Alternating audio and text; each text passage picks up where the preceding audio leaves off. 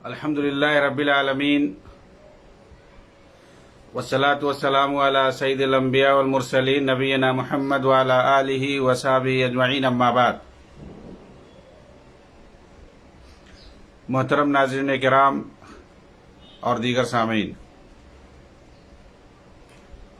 آپ کے سامنے ایک بار پھر میں امام بربہاری رحمہ اللہ کی کتاب شرح السنہ کے ساتھ حاضر ہوا ہوں، جس کی شرح اور توضیح کی ہے شیخ ربیع بن ہادی مدخلی حفظہ اللہ نے۔ اس سے پہلے امام بربہاری رحمہ اللہ کی سوانح اور آپ کی حیات سے متعلق اختصار کے ساتھ کچھ باتیں رکھی گئی تھی، اور اسی طرح شیخ ربیع مدخلی حفظہ اللہ کے بارے میں پچھلے درس میں ہماری گفتگو چل رہی تھی۔ آج پچھلے درس ہی کا تسلسل رہے گا۔ شیخ ربیع مدخلی حفظہ اللہ، جو کہ ابھی بحیات ہیں، مدینہ منورہ کے اندر رہتے ہیں، انہوں نے علمی میدان میں بہت سارا کام کیا ہے، بہت ساری کتابیں لکھی ہیں، بہت ساری کتابوں پر تحقیق کی ہے آپ نے، اور آپ نے بہت سارے رسالوں اور مقالوں پر اشراف کیا ہے اور مناقشہ کیا ہے۔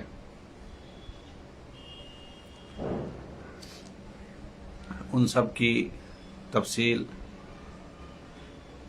آپ کو مل جائے گی،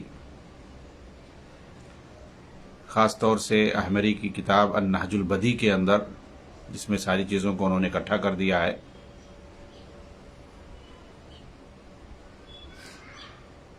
آپ نے پی ایچ ڈی کی ڈگری بھی حاصل کی ہے۔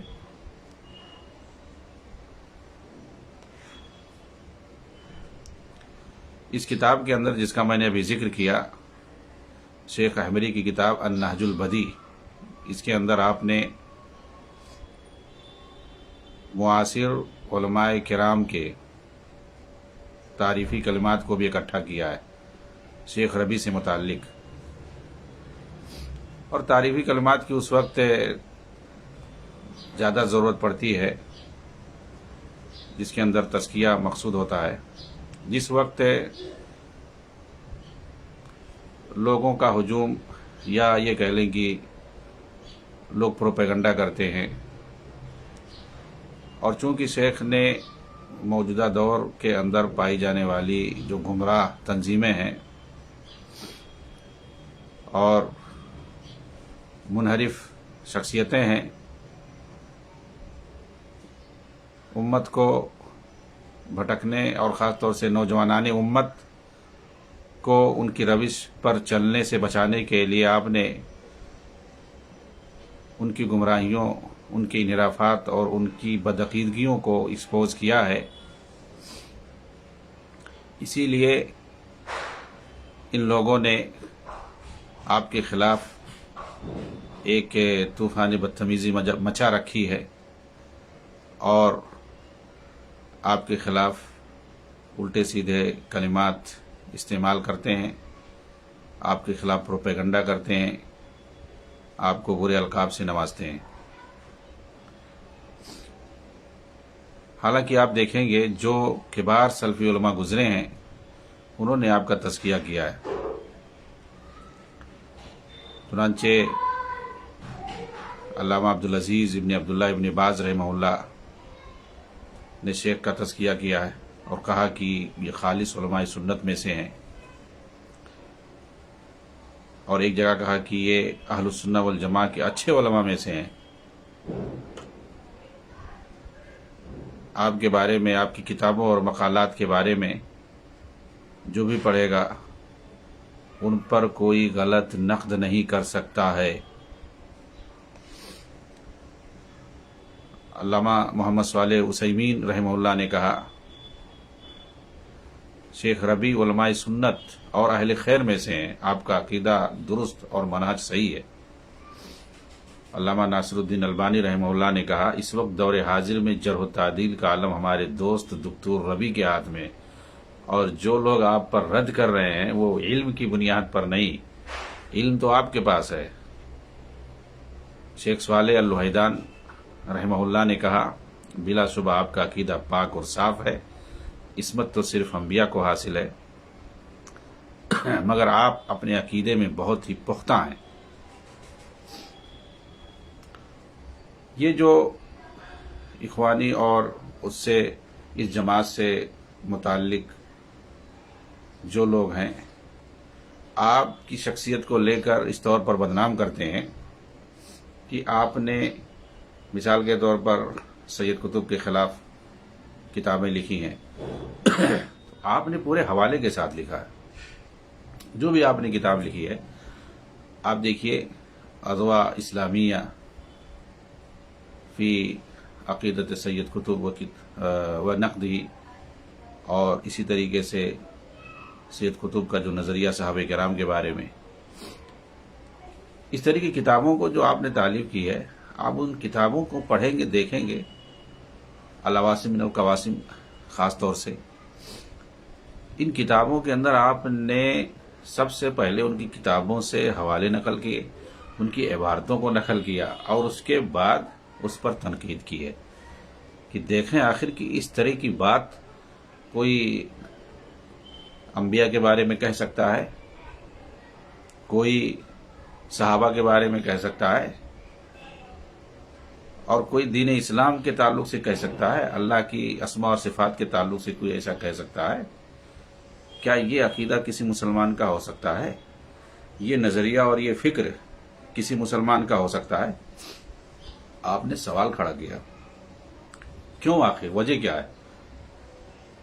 کیونکہ ایسا شخص جس کی آپ زندگی پڑھیں گے کنفیوژن سے پر ہے، یہ خود اعتراف کرتے ہیں کہ انہوں نے اپنی زندگی کے آخر میں توبہ کیا تھا۔ ان کی زندگی کے مراحل گناتے ہیں، 4-5 مراحل سے گزرے ہیں، اور زندگی کے آخر میں سید قطب نے توبہ کیا۔ کس چیز سے توبہ کیا؟ الحاد سے توبہ کیا۔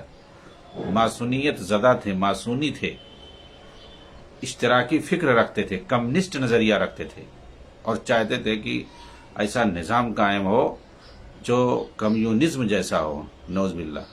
بتائیے، اور آخر میں توبہ کرتے ہیں تو کہاں جا کر کے؟ اخوان المسلمین جماعت کے اندر۔ بتائیے کہ مطلب جسے کہتے ہیں نا، کریلا اور نیم چڑھا، تو نیم چڑھا کریلا ہو گیا اوپر سے، اور اس کا نتیجہ جو آخر میں انہوں نے کتاب لکھی فی ظلال القرآن، یہ سب آخری کتاب ہے ان کی۔ 3 کتاب آپ جا کے پڑھیں، سمجھ میں آ جائے کون سا توبہ ہے بھائی۔ تکفیریت، خارجیت، داعشیت، ساری چیزیں بھری ہوئی ہیں۔ کس چیز کے توبہ کیا ہے؟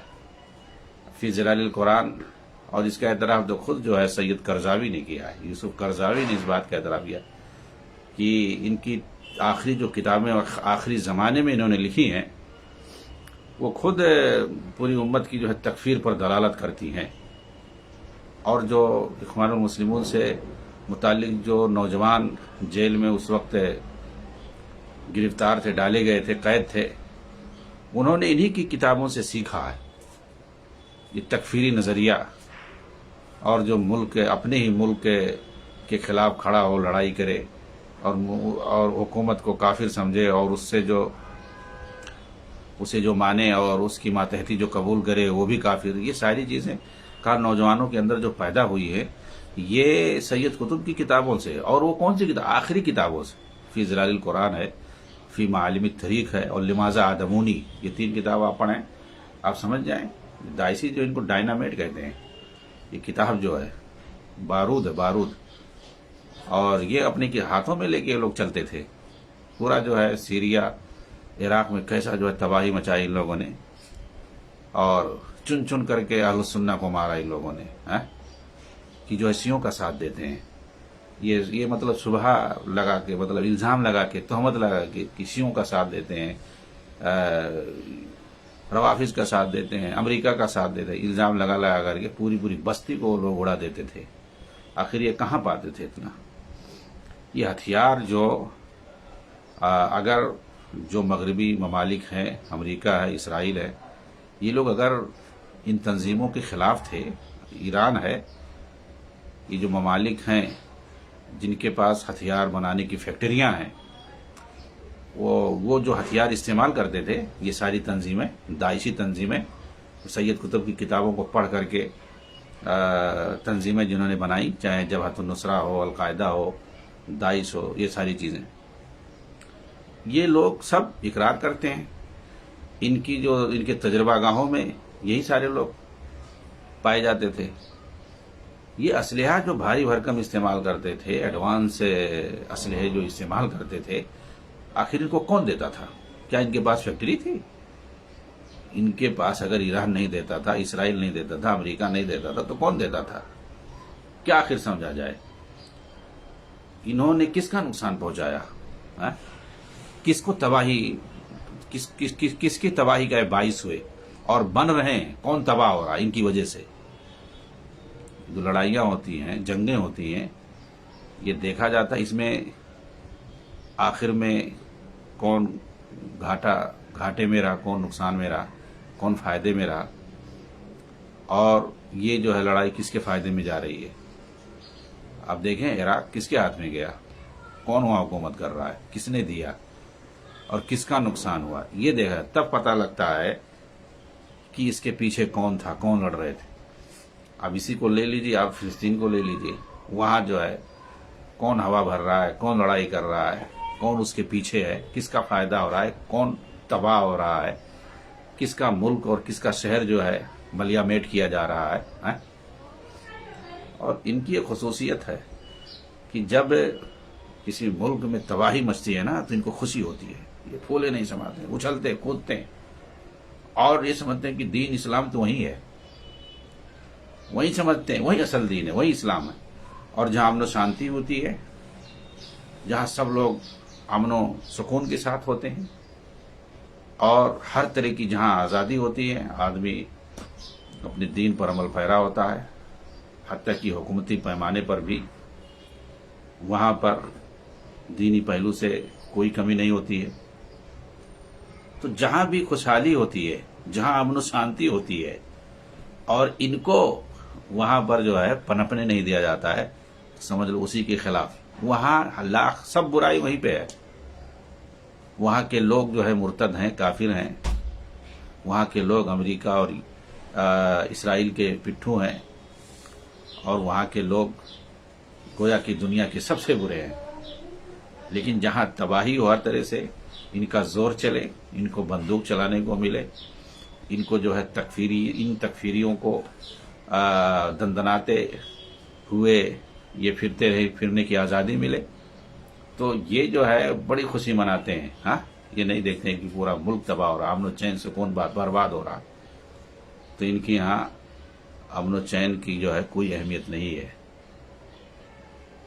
تو میرا کہنے کا مطلب یہ ہے کہ شیخ ربیع نے اسی فکر پر جو ہے آپ نے ہاتھ رکھا، پاؤں رکھا باقاعدہ، اور ان کی اسی خارجیت، تکفیریت اور داعشیت کو ایکسپوز کیا، اس لیے یہ لوگ بلبلانے لگے اور شیخ ربیع حفظہ اللہ کے خلاف پورا طوفان بدتمیزی مچا دی۔ حالانکہ آپ کیا ہیں، ایک دیکھا جائے ایک متواضع شخصیت جو مدینہ منورہ کے اندر رہتے ہیں،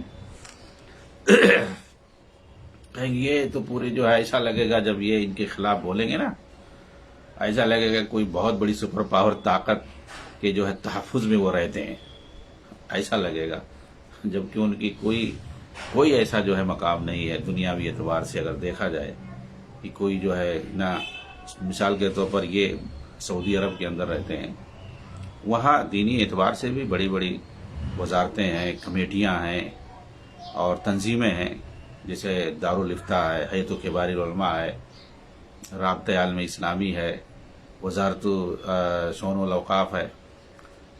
آپ کسی میں آپ کو نہیں، آپ دیکھیں گے ان کو کہاں سے جڑ کے انہوں نے کام کیا، مسجد سے، مدرسے سے، مسجد مدرسے سے جڑ کر کے جامعہ اسلامیہ میں، المعہد الاسلامی میں، المدرسۃ السلفیہ میں، مسجد نبوی میں، یہ سارے مسجدیں اور یہ سارے مدارس ہیں جہاں انہوں نے پڑھا ہے، پڑھایا ہے، طلبہ کی ٹیم انہوں نے تیار کی ہے، ہاں، اور انہوں نے کتابیں لکھی ہیں، انہوں نے جو کچھ دروس دیا ہے یہی ہے ان کا، کسی سے کوئی تعلق نہیں، اور انہوں نے جو ہے امت کو آگاہ کیا، آج نہیں، آج سے 30 سال پہلے، اور اسی لیے جب لوگوں کو پتہ چلا کہ جو کچھ شیخ کہہ رہے تھے وہ سب اس کا نتیجہ بھیانک دکھ رہا ہے، اور 2010 سے وہ سب دکھنے لگا، تو پھر لوگوں کو ہوش آیا اور بہت سارے ملکوں میں ان پر جو ہے پابندی لگائی گئی۔ میں یہ کہہ رہا تھا کہ جب شیخ نے سید قطب وغیرہ پر خاص طور سے تنقید کی اور ان کے جو گمراہ کن عقائد ہیں، منحرف افکار و نظریات ہیں، اس کو ان سب کو ایکسپوز کیا، صحابہ کے تعلق سے، انبیاء کے تعلق سے، اور اللہ کی ذات کے تعلق سے، دین اسلام کے تعلق سے، بتایا اب کیا رہ گیا؟ ان سب کے تعلق سے آپ نے لکھا اور بتایا کہ دیکھیے کیسے، اور خود جو ہے ان کی شخصیت آپ دیکھنے سمجھ میں آ جائے گا۔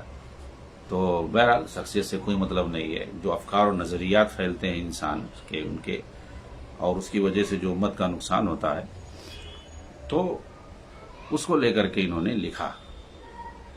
تو پھر اب یہ لوگ کیا نام ہے، یہ دیکھیے شیخ ابن باز نے سید قطب کو ایسا کہا ہے، اور ابن عثیمین نے ایسا کہا ہے، اچھا ایک دو قول لا کر کے دکھائیں گے، لیکن شیخ ربیع جو ہے اپنے حساب سے دوسری بات کہہ رہے ہیں، ان کا مطلب ان کی بات صحیح نہیں ہے، علامہ البانی یہ کہہ رہے ہیں، ہاں، تو جو ان کی حیثیت یہ تھی، جیسے شیخ ابن باز رحمہ اللہ ہوں، یا ابن عثیمین رحمہ اللہ ہوں، یا علامہ البانی رحمہ اللہ ہوں، پہلے ان لوگوں کے پاس ان کا تزکیہ کیا جاتا تھا، دیکھیے یہ بہت بڑے داعی تھے، انہوں نے یہ کتابیں لکھی ایسی اور ویسی، ایسے ہی زبانی، اور عرب علماء عام طور سے اسے کسی کا تزکیہ کر دیتے تھے تو وہ کہتے ٹھیک ہے، اچھی بات ہے، اور لکھوا بھی لیتے تھے، اب اس کو جو ہے گواہی بنا دیتے، ٹھیک ہے، اسی طریقے سے۔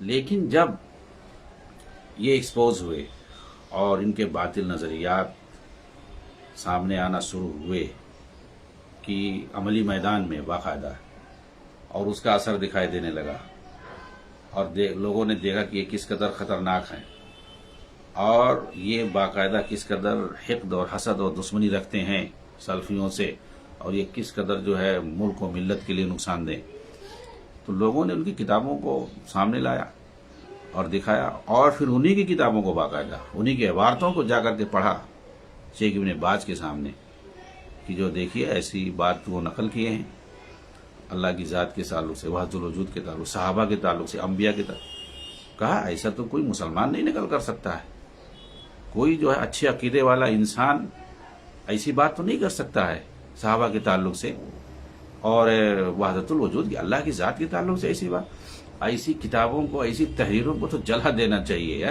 جلا کے پھینک دینا، پھاڑ دینا چاہیے۔ اور اس کے بعد کہا کہ ابن عثیمین رحمہ اللہ نے تو کہا کہ جو ہے مجھے نہیں پتا کہ اس شخص نے توبہ کیا ہے نہیں کیا ہے، ورنہ میں تو اس کی تکفیر کر دیتا، ایسی بات یہ کہہ رہا ہے۔ یہ مطلب یہ ہے کہ اگر سامنے بات ہوتی اور حجت قائم ہو جاتی تو اس کی تکفیر کر دیتا، اور یہ جو ہے سلفیوں کا طریقہ ہے، کسی کی بھی تکفیر نہیں کرتے ہیں جب تک کہ حجت قائم نہ ہو جائے، بالکل وہی آخری مرحلے تک ابن عثیمین نے کہہ دیا۔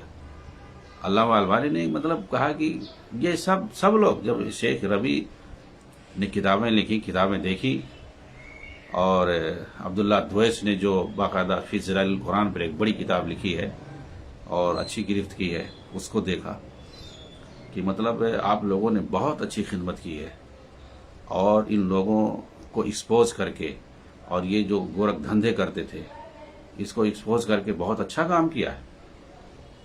اور ابن عثیمین رحمہ اللہ نے کہا کہ شیخ ربیع نے جو کچھ کہا ہے سید قطب وغیرہ کے بارے میں وہی کافی ہے، اب انہی پر بھروسہ کرنا چاہیے۔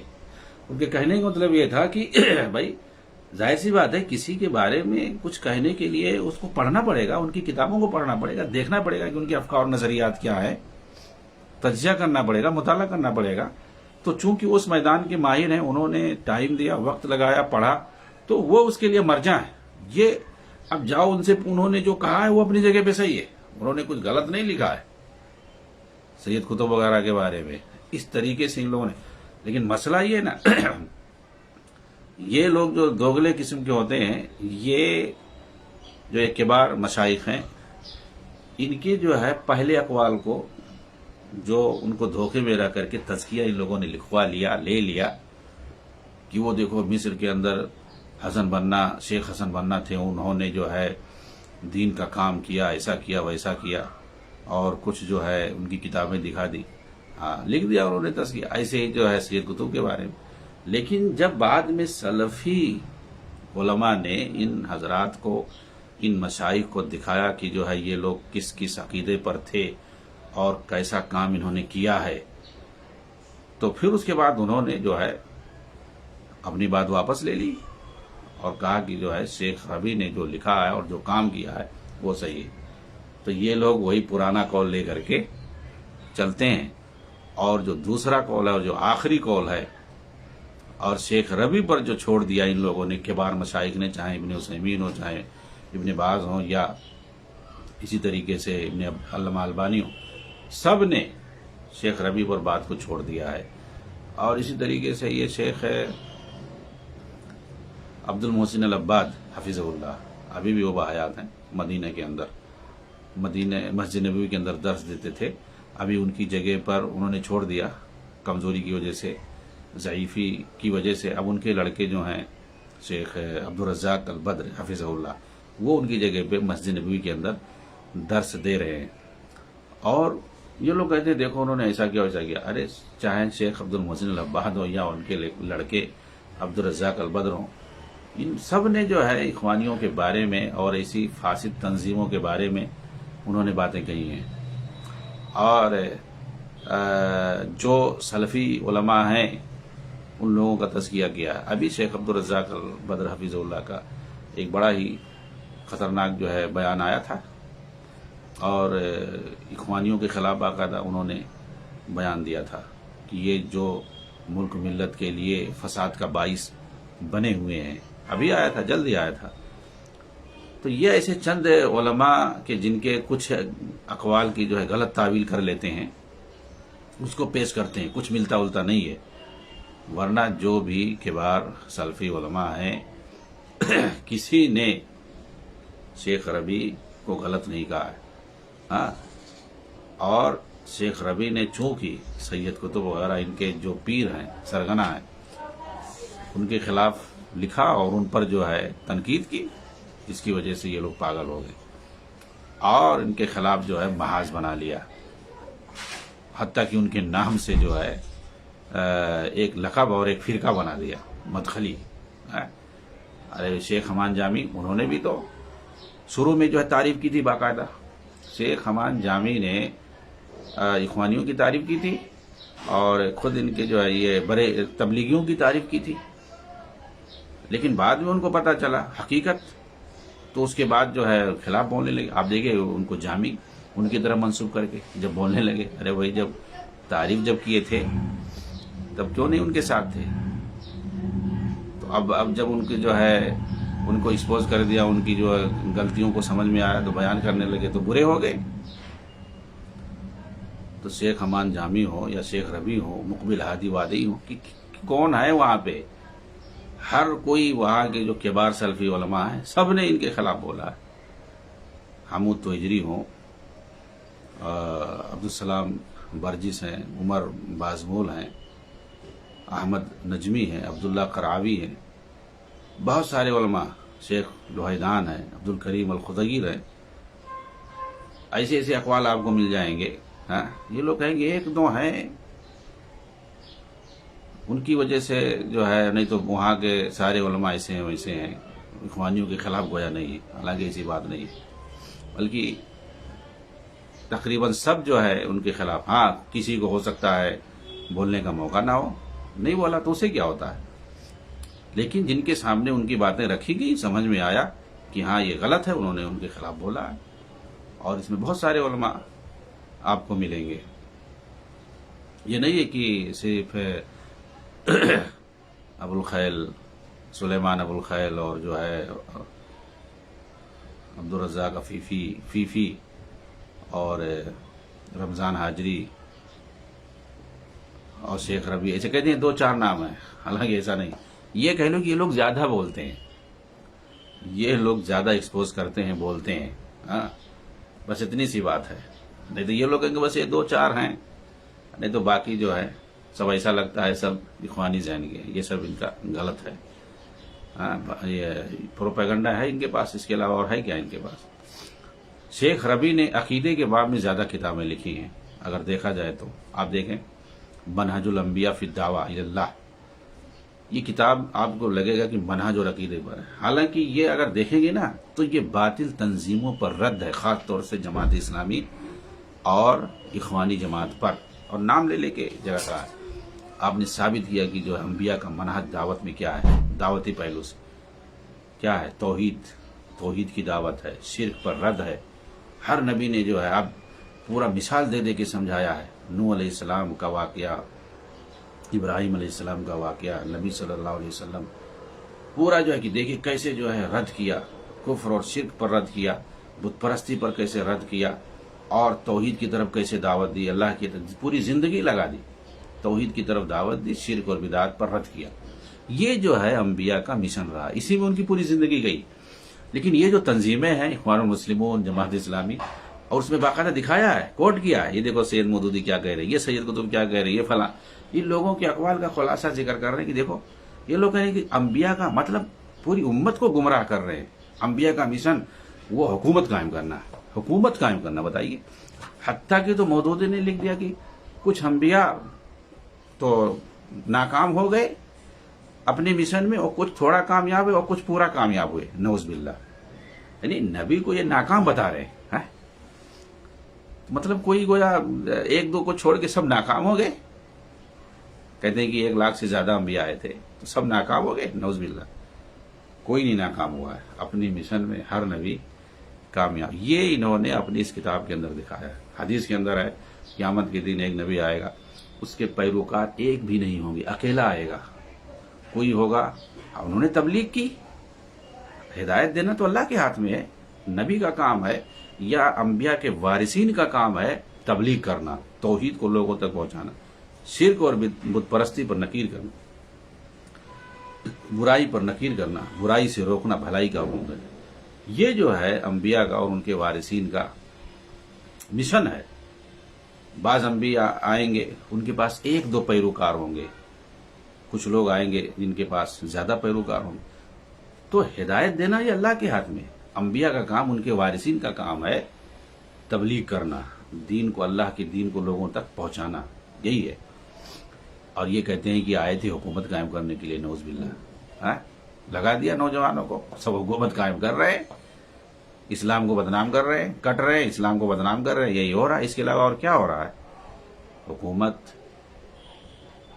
اللہ رب العالمین، بادشاہت، اقتدار یہ دیتا ہے، اس کے ہاتھ میں ہے. اللہ مالک الملک تؤتی الملک من تشاء وتنزع الملک ممن تشاء وتعز من تشاء وتذل من تشاء. یہ بہت ہی بہترین کتاب ہے. الحمدللہ اس کا ترجمہ بھی آ چکا ہے. اسی طریقے سے جو علامہ ابن تیمیہ رحمہ اللہ کی کتاب ہے قاعدہ جلیلہ فی التوسل والوسیلہ، اس کتاب کی آپ نے تحقیق کی ہے. القول المبین فی حیات النبیین، یہ جو ہے انبیاء کی زندگی جو قبر کے تعلق سے، تصوف اور صوفیت پر آپ نے لکھا ہے. اہل الحدیث ہم الطائفۃ المنصورہ کے نام سے آپ نے کتاب لکھی، اور یہ ثابت کیا ہے کہ جو اہل الحدیث، اہل السنہ جو ہیں، وہ جو ہے طائفہ المنصورہ وہی ہیں. المحجۃ البیضاء فی حمایت السنۃ الغراء من زلات اہل الاخطاء وزیغ اہل الاہواء. بہت ہی خطرناک کتاب ہے. آپ نے یہ بات لکھی، ثابت کیا کہ جو صحیح راستہ اور طریقہ کیا ہے، صحیح منہج کیا ہے، اس پہ قائم رہنا، اسی میں کامیابی ہے. اور اس کے علاوہ جو ہے باطل پرستوں اور ہوا پرستوں اور بدعتیوں کے راستوں سے اور طریقوں سے دور رہو. علامہ آجری کی جو کتاب الشریعہ ہے، اس کے چند ابواب کی آپ نے تشریح کی. التوحید اولا، اس نام سے آپ نے کتاب لکھی ہے. حجیت خبر الاحاد فی الاحکام والعقائد، کی خبر واحد جائے. بہت سارے خود اسی تنظیم سے، اخوانی اور جماعت اسلامی سے ریلیٹڈ بہت سارے لوگ جو اپنے آپ کو دانشور اور اسکالر بنتے ہیں اس بات کا انکار کرتے ہیں کہ خبر احاد جو ہے یہ عقائد میں حجت نہیں ہے، تو آپ نے اس پر ایک کتاب لکھی ہے باقاعدہ، التمسک بالکتاب والسنہ علی فہم السلف الصالح، موقف الامامین ابن تیمیہ و ابن قیم من الصوفیہ، صوفیت اور تصوف کے تعلق سے ان دونوں کبار علماء کا، ان دونوں اماموں کا کیا موقف تھا، ظاہر سی بات ہے اس کو آپ نے واضح کیا ہے۔ وسطیت الاسلام، اسلام کی وسطیت اور اس کی جو ہے میانہ روی کو آپ نے ثابت کیا ہے کہ نہیں، کہ جو ہے اس کے اندر افراط تفریط نہیں ہے، افراط تفریط سے ہٹ کر کے میانہ روی اور وسطیت پر قائم ہے دین اسلام۔ الثبات علی السنہ، سنت پر ثابت قدم رہو۔ کشف و زیغ التشیع، تشیع کو ایکسپوز کیا ہے آپ نے اس کتاب کے اندر۔ المہدی بین اہل السنہ والروافض، شیعہ اور اہل سنہ کے درمیان امام مہدی کون ہے، یعنی امام اہل سنت کے یہاں کون ہے اور روافض کے یہاں کون ہے، دونوں کے مہدی الگ الگ ہیں۔ جو یہ مہدی مہدی چلاتے ہیں نا، ان کا مہدی الگ ہے، اہل سنہ کے مہدی سے جن کا ذکر حدیثوں کے اندر ہے اس سے جو کچھ لینا دینا نہیں ہے، یہ آپ نے اس کے اندر ثابت کیا ہے۔ عقیدۃ الانبیاء علیہم السلام۔ تو بہرحال اس کے علاوہ آپ نے بہت ساری کتابوں کی میں نے جیسا کہ بیان کیا تحقیق بھی کی ہے، آپ نے کئی رسالوں کا مناقشہ کیا ہے اور آپ نے اشراف بھی کیا ہے، گائیڈ بھی کیا ہے مدینہ کے اندر مسجد کیا نام ہے جامعہ اسلامیہ کے اندر رہ کر کے، اور بھی بہت سارے پروگراموں میں، عالمی کانفرنسوں میں آپ نے شرکت کی ہے۔ اس وقت آپ عمر دراز ہو چکے ہیں، 90 سال کی عمر کو پار کر چکے ہیں۔ جیسا کہ اس سے پہلے بتایا گیا تھا کل، 1352 میں آپ کی ولادت ہوئی تھی، یعنی گویا 6 سال، ابھی 1446 چل رہا ہے، 6 سال اگر ہو جائے تو آپ 100 سال کے ہو جائیں گے، اس طرح سے اگر عربی مہینوں، عربی سال کے حساب سے۔ تو اللہ رب العالمین سے دعا ہے کہ اللہ تعالیٰ آپ کو صحت و عافیت سے رکھے، آپ کی عمر کو بابرکت بنائے، اللہ تعالیٰ آپ کو خیر خیریت سے رکھے اور تمام شرور اور فتن سے آپ کو محفوظ رکھے۔